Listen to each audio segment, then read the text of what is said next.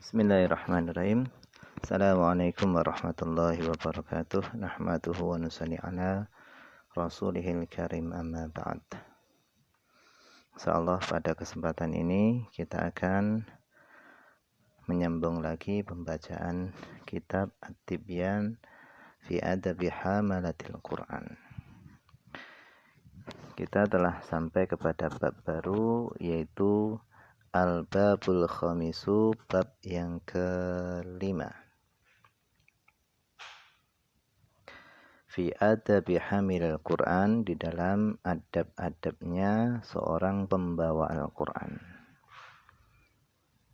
Qad taqaddama, sungguh telah terdahulu, jumalun, sejumlah daripada adab-adab minhu, dari pembawa Al-Quran, fil babil ladzi qabla hadza, pada bab sebelum ini. Wa min adabihi, dan di antara adab-adabnya pembawa Quran adalah ayyakuna ala akmalil ahwal, hendaknya dia dalam keadaan paling sempurnanya keadaan. Wa akrami syama'il, dan hendaknya dia adalah orang yang paling mulianya perilakunya. Perilakunya adalah perilaku yang paling mulia. Wa ayyarfa'a nafsahu, dan hendaknya dia mengangkat dirinya, menjauhkan dirinya, an kulli ma, dari segala sesuatu, nahal Quran, yang Al-Quran melarang, anhu, dari ma tadi. Kenapa? Ijlalan lil Quran, karena mengagungkan Al-Quran yang ada pada dirinya. Wa ayyakuna masunan, dan adanya dia hendaknya terjaga, antani il iktisab, dari rendahnya usaha, dari rendahnya pekerjaan. Jadi hendaknya seorang pembawa Al-Quran itu menghindar daripada pekerjaan yang rendah. Yang dimaksud rendah di sini bukan bentuk pekerjaannya, akan tetapi hasilnya. Jika hasilnya halal, berarti itu adalah usaha yang mulia. Akan tetapi jika hasilnya adalah haram, itu adalah usaha yang rendah. Syarifan nafsi, berjiwa mulia. Mutarafian, meninggi. Alal jababirah, kepada penguasa yang sombong. Artinya jangan sampai pembawa Al-Quran itu merendahkan diri kepada penguasa yang sombong. Wal jufati min ahli dunya, dan hendaknya meninggi kepada orang-orang yang keras daripada ahli dunia. Mutawadhi'an, bertawadhu, merendahkan diri. Lissalihin, kepada orang-orang soleh. Wa ahlil khair, dan kepada ahli kebaikan. Wal masakin, dan kepada orang-orang miskin. Wa ayyakuna mutakhasyian, hendaknya dia khusyuk. Dha sakinatin, memiliki ketenangan. Wa waqarin, dan berwibawa.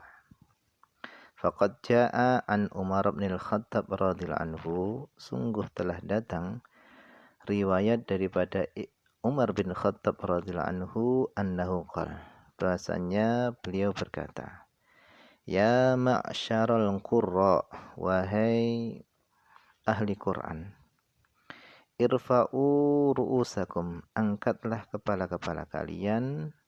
Faqad wadaha lakum tariqu, sungguh telah jelas bagi kalian apa tariqu, jalan.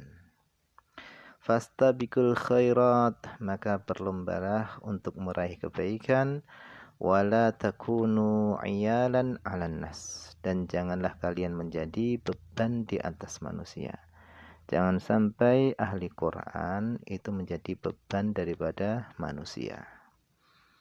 bekerja lebih mulia daripada menjadi bebannya manusia. Wa an Abdullah bin Mas'udin radhiyallahu anhu, dari Abdullah bin Mas'ud radhiyallahu anhu qala, beliau berkata, bagi hendaknya lihamil Quran, bagi pembawa Al-Quran, ayyu'rafa hendaknya dia bisa dikenali, billailihi pada malam harinya, idzan nasu naimun ketika manusia pada tidur. Artinya hendaknya pembawa Al-Quran itu harus beda. Ketika manusia tidur hendaknya dia bangun malam, berbeda dengan kebanyakan manusia.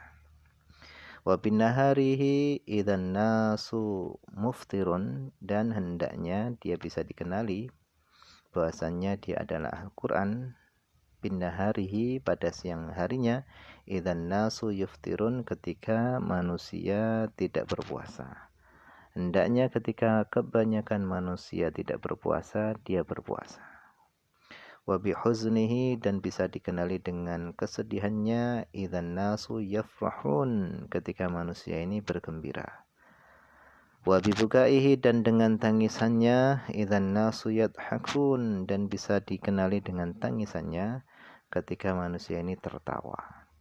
Wa bisamtihi, dan bisa dikenali dengan diamnya, idzan nasu yakhudun ketika manusia ini banyak berbicara.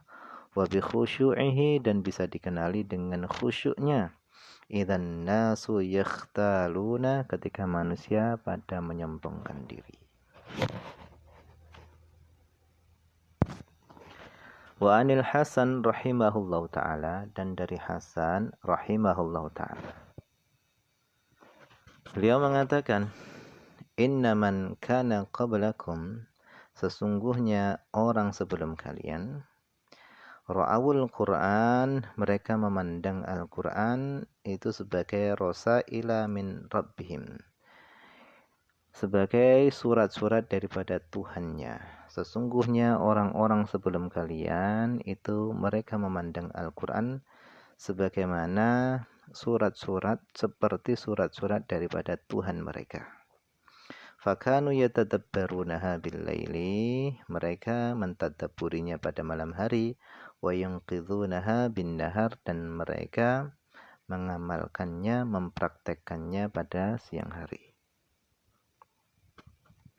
Wa anhu aidan, wa anil Fudail bin Iyad rahimahullahu ta'ala, dan dari Fudail bin Iyad rahimahullahu ta'ala, beliau mengatakan, bagi hendaknya lihamil Quran, bagi pengemban Al-Quran, alla takuna lahu hajatun, hendaknya dia tidak memiliki hajat, kebutuhan, ila ahadin kepada seorang pun, minal khulafa daripada para khalifah. Hendaknya bagi pembawa Al-Quran, para kiai, ustadz, itu hendaknya tidak memiliki satu apapun kebutuhan kepada para khalifah. Faman dunahum, kepada khalifah saja jangan sampai memiliki hajat, apalagi orang yang ada di bawah mereka di dalam derajatnya. Wa anhu aidan, dan dari Fudail bin Iyad juga, beliau mengatakan, hamilul Quran hamilu rayatil Islam, pembawa Al-Quran itu adalah pembawa bendera Islam. La yambaghi, tidak pantas, ayyal huwa, dia bermain-main, ma'aman yalhu, bersama orang yang bermain-main, wala yashuwa ma'aman yashu, dan tidak pantas baginya lupa bersama orang yang lupa, wala yalghuwa, dan tidak pantas baginya melakukan hal-hal yang sia-sia, ma'aman yalhu, bersama orang yang melakukan hal yang sia-sia. Kenapa? Ta'ziman, karena mengagungkan, lihaqqil Quran, haknya Al-Quran yang ada pada dirinya. Faslun, fasal, fit tahdhiri min ittikhadil Qur'an ma'isyatan. Di dalam peringatan daripada menjadikan Al-Qur'an ma'isyatan, mata pencaharian, wa fi hukmi akhdhil ujrah ala ta'limihi, dan di dalam hukum mengambil ujrah, upah, ala ta'limihi, atas pengajaran Al-Qur'an. Wa min ahammi ma yu'maru bihi, dan di antara paling pentingnya perkara yang diperintahkan dengannya adalah ayyahdhara, hendaknya menghindar, kullal hadar, dengan sebenar-benar penghindaran, min ittikhadil Qur'an, daripada menjadikan Al-Qur'an ma'isyatan, mata pencaharian, yaktasibu biha, yang dia memperoleh hasil darinya. Faqad jaa'a an Abdurrahman bin Shiblin radhiyallahu anhu. Sungguh telah datang riwayat dari Abdurrahman bin Shibl radhiyallahu anhu. Qala, beliau berkata, qala Rasulullah sallallahu alaihi wasallam, Iqra'ul Qur'an, bacalah oleh kalian Al-Qur'an, bacalah Al-Qur'an. Wala ta'kulu bihi, dan jangan kalian makan dengan memperalat Al-Qur'an. Jangan makan dengan Al-Qur'an. Wala tajfu anhu, dan jangan kalian menjauh daripada Al-Qur'an. Wala taghlu fihi, dan jangan kalian berlebih-lebihan di dalam membaca Al-Qur'an. Jangan berlebih-lebihan di dalam makharijul hurufnya, difasih-fasihkan, akan tapi tujuannya adalah makan dengan cara menjual Al-Qur'an.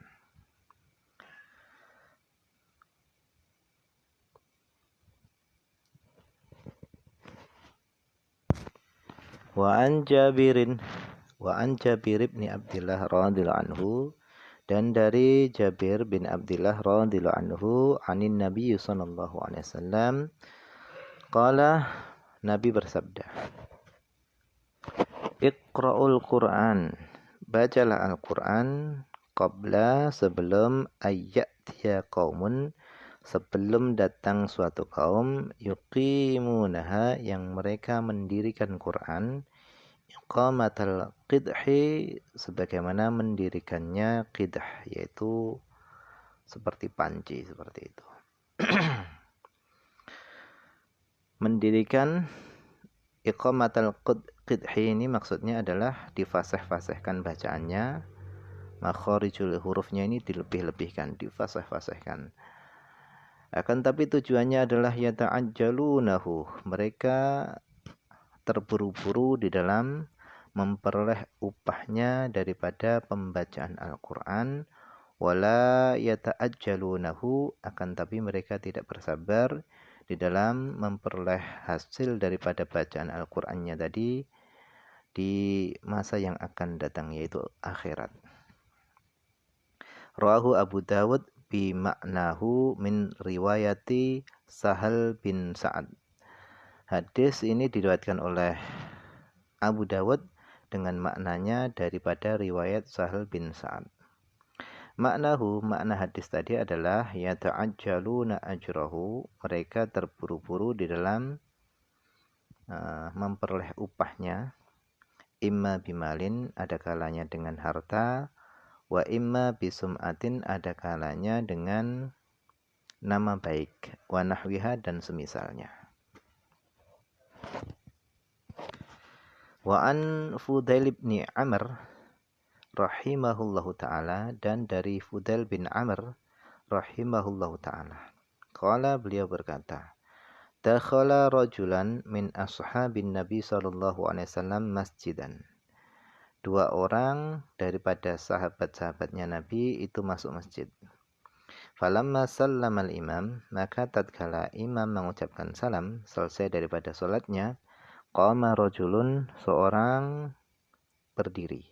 Fatala ayatin minal Qur'an, kemudian dia membaca beberapa ayat daripada Al-Qur'an. Thumma sa'ala, kemudian dia minta-minta kepada manusia. Faqala ahaduhuma, maka salah satu daripada keduanya tadi berkata, Inna lillahi wa inna ilaihi raji'un.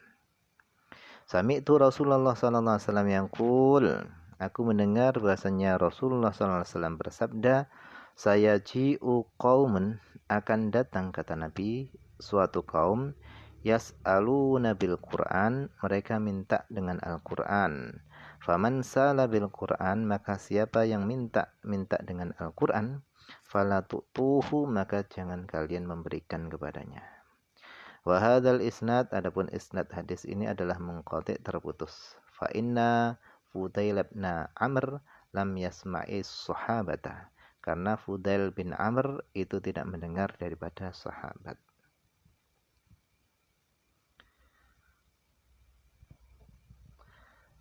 Amma akhdhul ujrah ala ta'limil Qur'an, adapun mengambil upah atas pengajaran Al-Qur'an, faqad ikhtalafal ulama'u fih, sungguh para ulama itu berselisih pendapat fihi, di dalam masalah ini. Fahakal imamu Abu Sulaiman al-Khattabiyu, Abu Sulaiman al-Khattabi, al-Imam Abu Sulaiman al-Khattabi, beliau menceritakan man'a akhdhil ujrah alaihi, larangan mengambil upah alaihi atas pengajaran Al-Quran, an jama'atin, beliau ceritakan tadi dari sekelompok jamaah, minal ulama, daripada para ulama. Minhum, di antara mereka adalah Az-Zuhri wa Abu Hanifah. Itu Az-Zuhri dan Abu Hanifah.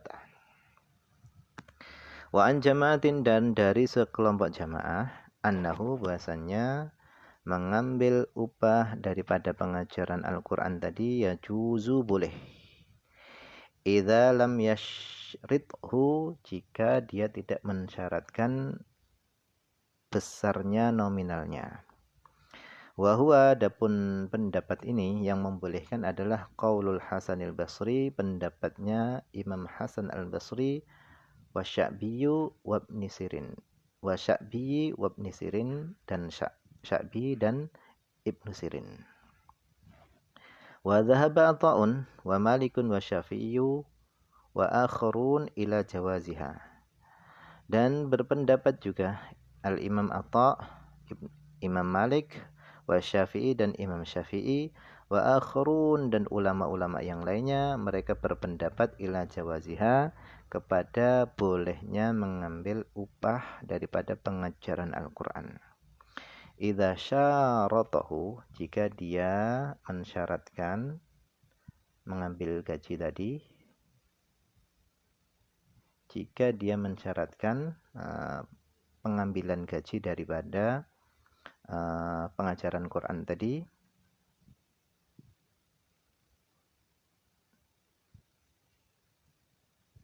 wastajarahu, dan dia menyewa guru tadi, ijaratan sahihatan, dengan upah yang benar. Artinya guru ngaji tadi disewa dengan akad yang benar. Jam pengajarannya jam berapa, durasinya berapa jam, dan seterusnya. Faqad ja'a bil jawazi al-haditsu sahihatu, dan sungguh telah datang hadis-hadis yang sahih yang menjelaskan tentang bolehnya mengambil upah di dalam pengajaran Al-Quran. Wahtaja, dan berhujjah man man'aha, orang yang melarang daripada mengambil upah daripada pengajaran Al-Quran. Ulama yang melarang tadi membawakan hujjah bihadithi Ubadah bin Samit, dengan hadisnya Ubadah bin Samit. Annahu, bahasanya Ubadah bin Samit itu allama rajulan, beliau mengajarkan kepada seorang min ahli sufah, daripada ahli sufah, beliau mengajarkan Al-Quran. Ubadah bin Samit itu mengajarkan Al-Quran kepada ahli sufah. Fa'ahdalahu qausan, kemudian ahli sufah tadi memberikan hadiah kepada Ubadah bin Samit qausan, busur panah. Faqala lahu Nabi sallallahu alaihi wasallam, maka Nabi bersabda kepada Ubadah. Beliau mengatakan, in sarraka, jika kamu senang, antutawwaqa biha tuqan min nar, engkau dikalungi biha dengan busur panah tadi, tauqan dikalungkan dengan kalung minarin daripada api neraka, faqbalha, maka terimalah busur panah tadi. Wahwa, adapun hadis ini adalah haditsun masyhurun, hadis yang masyhur, rawahu Abu Dawud, diriwayatkan oleh Imam Abu Dawud, wa ghairuhu, dan yang lainnya, wa bi atharin katsiratin anis salaf, dan dengan athar yang banyak daripada salaf. Jadi hadis ini dihadirkan untuk menjadikan hujah, larangan daripada dijadikan hujah hadis ini sebagai larangan mengambil upah daripada pengajaran Al-Quran. Wa ajabal mujawwizun, dan adapun ulama-ulama yang membolehkan, mereka itu menjawab an hadits Ubadah, daripada hadisnya Ubadah, bijawabaini, dengan dua jawaban. Ulama-ulama yang membolehkan mengambil upah daripada pengajaran Al-Quran, mereka menjawab hadis Ubadah barusan ini dengan dua jawaban. Ahaduhuma, salah satu daripada keduanya adalah anna fi isnadihi maqalan, bahwasannya di dalam isnadnya, sanad hadisnya Ubadah bin Samit tadi, itu maqalan, itu diperbincangkan. Artinya ada yang mengatakan hadis ini sahih, ada yang mengatakan tidak sahih. Wasani, yang kedua adalah annahu, bahasanya Ubadah bin Samit itu kana tabarra'a bi ta'limihi, adalah beliau ini mula-mula mengajarnya itu dengan sukarela. Falam yastahiqqa syai'an, sehingga tidak layak atasnya itu sesuatu pun. Kemudian uhdiya ilaihi ala sabilil iwad, kemudian dia diberi hadiah ala sabilil iwad sebagai ganti mengajarnya. Falam yajuz lahu al-akhdhu, sehingga tidak boleh baginya mengambil. Bi khilafi man yaqid, berbeda dengan orang yang melakukan akad ma'ahu, bersamanya, ijaratan, dengan akad sewa, qabla ta'lim, sebelum pengajaran. Wallahu a'lam, Allah lah yang lebih mengetahui tentang kebenarannya. Ini saja yang mungkin bisa dibaca pada kesempatan ini. Semoga ada manfaatnya. Banyak kekurangan, itu semua daripada kekurangan saya. Akhir kalam, assalamualaikum warahmatullahi wabarakatuh.